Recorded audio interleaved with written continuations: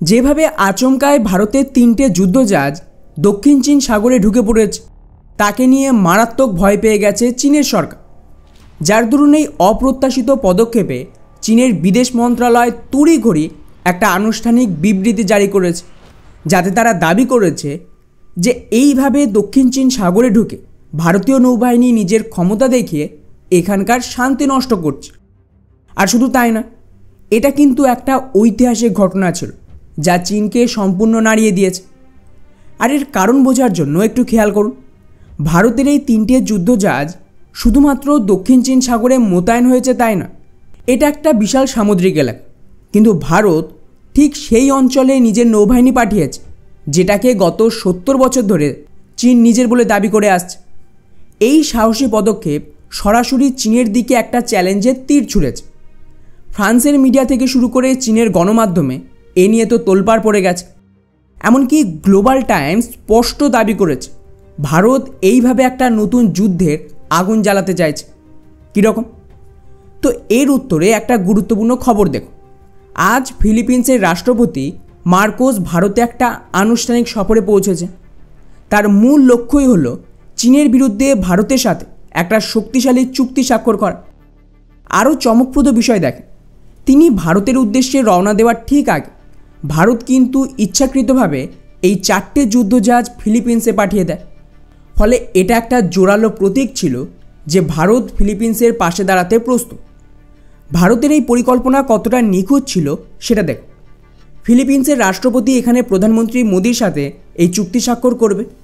ঠিক সেই সময় আমাদের 4টে যুদ্ধজাহাজ ফিলিপিন্সের নৌবাহিনীর সঙ্গে মিলে চীনের দ্বার প্রান্তে প্রথমবারের মতন যৌথ টহলদারি শুরু করবে, যাকে ফ্রান্সের মিডিয়া একটা ঐতিহাসিক দিন বলে ঘোষণা করেছে। তাদের মতে এর আগে এরকম কিছু কখনো ঘটে। ভারত একটা বিতর্কিত অঞ্চলে প্রবেশ করে শত্রু দেশের বিরুদ্ধে নিজের নেভাল ক্ষমতা প্রদর্শন করছে আর পুরো এলাকায় নজরদারিও চালাচ্ছে। এখানে ভারত 4টে যুদ্ধজাহাজ পাঠায়। প্রথমটা আইএনএস দিল্লি, একটা গাইডেড ডেস্ট্রয়। এটা 8টা ব্রহ্মোস মিসাইল দিয়ে সজ্জিত, যা চীনের 8টা যুদ্ধজাহাজকে চোখের নিমেষে ধ্বংস করতে পারে। এছাড়াও রয়েছে 2টো সি কিং অ্যাটাক হেলিকপ্টার, যা আক্রমণের জন্য তৈরি। দ্বিতীয়টা আইএনএস কিলতা। এটা হলো অ্যান্টি সাবমেরিন যুদ্ধজাহাজ। এটাও সিম্বলিক, কারণ চীন তাদের সাবমেরিনের ক্ষমতা অনেকটাই বাড়িয়েছে, তার বিরুদ্ধে এটা কাজে দেবে। তৃতীয় জাহাজটা তো খুবই গুরুত্বপূর্ণ। এটা একটা স্পাই জাহাজ বললে খুব একটা ভুল হবে। এর নাম হলো আইএনএস সন্ধ্যায়। নাম শুনেই বুঝতে পারছেন, এটাকে তৈরি করা হয়েছে গভীর সমুদ্রে জলের নিচে নজরদারি চালান ওই এরিয়ার হাইড্রোগ্রাফিক ম্যাপ তৈরির জন্য। ফলে যেভাবে ভারত চীনের দাবি করা এলাকায় ঢোকে ওই জাহাজের মাধ্যমে এই সমস্ত কাজ করছে তা আগে কোনো দিন হয়নি। বরং চীন ভারত মহাসাগরে নিজের জাহাজ পাঠিয়ে এই সমস্ত করত। আর চতুর্থ জাহাজ রয়েছে আইএনএস শক্তি। এটা আবার লজিস্টিকের জন্য, অর্থাৎ এটা ট্যাঙ্কার যা আমাদের যুদ্ধজাহাজের জন্য ফিউল বহন করে এবং ওদের প্রয়োজনীয় সাপ্লাই দেবে। অর্থাৎ পুরো স্ট্র্যাটেজির সাথে এদেরকে পাঠানো হয়েছে। অন্যদিকে আরও মজার বিষয় হলো, এই জাহাজগুলো ফিলিপিন্সে পৌঁছতে তাদের সেনাপ্রধান এমন একটা বিবৃতি দিয়েছে যা চীনের বুক কাঁপিয়ে দিয়েছে। তিনি বলেছেন যে এটা তো সবে শুরু, আমরা ভারত থেকে আরও শক্তিশালী অস্ত্র আমদানি করছি। ফলে এটা নিশ্চিত করে যে ফিলিপিন্স ভারতের কৌশলগত মিত্র হতে চলেছে। দক্ষিণ চীন সাগরে প্রভুত্ব কায়েম করতে ভারত ফিলিপিন্সকে ব্যবহার করবে। আর এই কারণেই ওদের রাষ্ট্রপতি ভারতে আসার দরুন এই পুরো অ্যাকশন শুরু হয়, যা ফিলিপিন্সের জন্যও কিন্তু একটা শক্তিশালী বার্তা ছিল। এতদিন ফিলিপিন্স আমেরিকার মিত্রও ছিল, চীন কিছু করলেই আমেরিকা ছুটে আসত। কিন্তু যেটা আমি বহুবার বলেছি আগেও, আমেরিকার ক্ষমতা শেষ, ডলার শেষ, তো অ্যালায়েন্সও শেষ। ট্রাম্প তো সাফ জানিয়ে দিয়েছিল যে ওরা ফিলিপিন্স, জাপান, কোরিয়া এদের সাহায্য করতে সেনা পাঠাবেন না। তো স্বাভাবিকভাবেই ফিলিপিন্স কার কাছে যাবে? বাই ডিফল্ট ভারতের কাছে।